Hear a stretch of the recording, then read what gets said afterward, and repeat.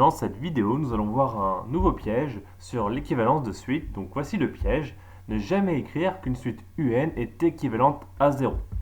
Alors, pourquoi? Donc, on revient sur la définition d'équivalence. Donc, qu'est-ce que ça veut dire concrètement qu'une suite est équivalente à 0? Donc, je reviens juste sur la notion. Donc, UN est équivalent à VN. Ça veut dire qu'il existe une suite état n.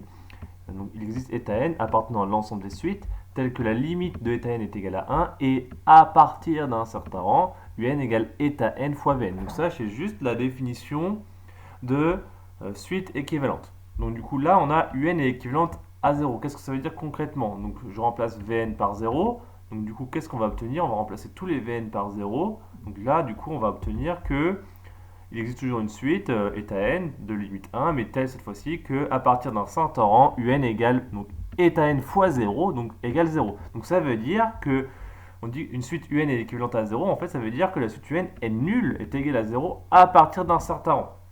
Donc attention à ça, donc dire qu'une suite est équivalente à 0, c'est dire qu'elle est nulle à partir d'un certain rang. Donc si vous ajoutez à ça après des calculs, c'est souvent que le calcul est faux. Donc le fait d'arriver à UN équivalent à 0 est souvent le signe d'un calcul mal fait. Donc par exemple, somme d'équivalents pas valable, ou encore développement limité à un ordre trop petit. Donc faites attention à ça. Donc or, par contre, la propriété suivante, elle est vraie.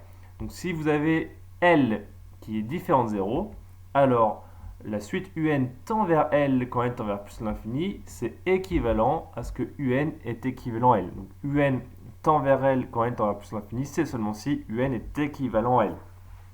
Alors attention, ça marche uniquement quand L est différente de 0. Hein. Cette propriété est valable que uniquement lorsque L est différente de 0. Ça, j'insiste bien. Si UN tend vers 0, ça ne veut pas dire que UN est équivalent à 0.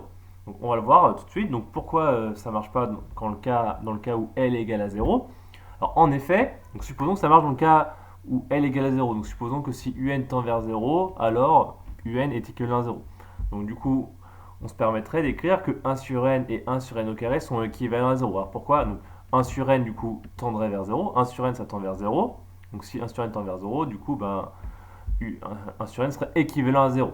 Et même chose, 1 sur n carré tend vers 0, donc 1 sur n au carré serait équivalent à 0. Si on suppose que la propriété est vraie quand L vaut 0.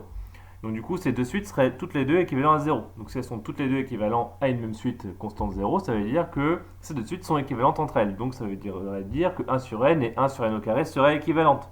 Mais ça, c'est absurde, puisque si je fais le quotient entre 1 sur n et 1 sur n au carré, donc on divise par 1 sur n au carré, donc divisé par un nombre, divisé par une fraction, ça revient à multiplier par l'inverse. Donc divisé par 1 sur n au carré, ça revient à multiplier par n au carré sur 1.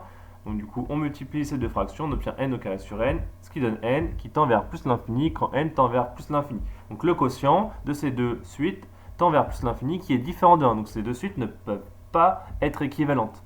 Donc voilà, on voit bien que du coup, la propriété, elle marche uniquement lorsque L est différent de 0. Donc attention à ça, donc si UN tend vers 0, ça ne veut pas dire que la suite UN est équivalent à 0. Donc évitez d'écrire ça. Des suites qui sont équivalents à 0. Si vous avez ça au bout d'un calcul, c'est sûrement qu'il y a une erreur.